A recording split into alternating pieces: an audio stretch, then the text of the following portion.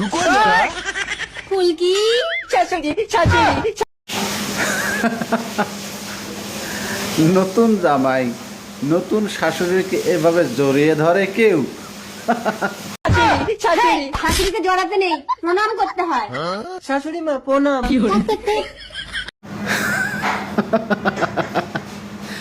এরকমের উল্টো হয়ে প্রণাম করা এই জীবনের প্রথম দেখলাম। আপনারা কি এর আগে কখনো দেখেছেন যে এরকম ভাবে শাশুড়িকে কেউ প্রণাম করে? ও বউ প্রণাম।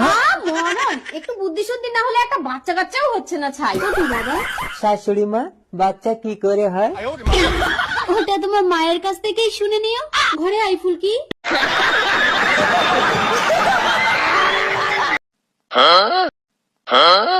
এখানে ওঠেন। বাবা আমি তো উঠতে পারি না, আমার তো পায়ে জোর নাই। ও আচ্ছা দাঁড়ান, আপনাকে পাদানি দেই।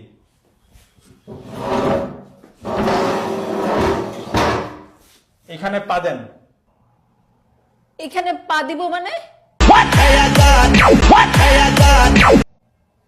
না পা দিলে কেমনে হবে? আমি পা দিব না। না পা দিলে উঠতে পারবেন না। এখানে ওঠার জন্য পা দিতে হবে কেন? আপনি না পা দিলে উঠবেন কিভাবে? উঠতে হলে এখানে পা দিতে হবে। অবশ্যই পা দিতে হবে। অসম্ভব, পা দিব না। পা দিলে সমস্যা কি? পা দিব না। আরে আজব তো, আপনাকে পাদানি দিয়েছি, আপনি পাদানিতে পা দিবেন না?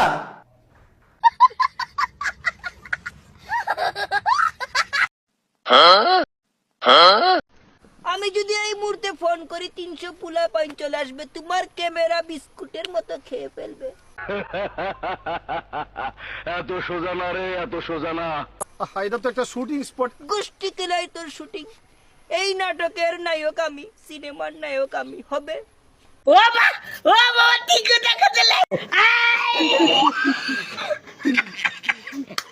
চিনলে না বাপ্পা, রাজ রুজিনা রাজ্জা করা আমাকে চিনে।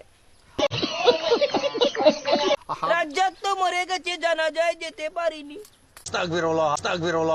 আমি কি আপনাদেরকে একবার বলছি আমি নির্দোষ? তখন আমার আবেগে কাজ করছে, বিবেক কাজ করে নাই। বিবেকটা কাজ করলে পৃথিবীর সর্বশ্রেষ্ঠ আদালত হচ্ছে মানুষের বিবেক।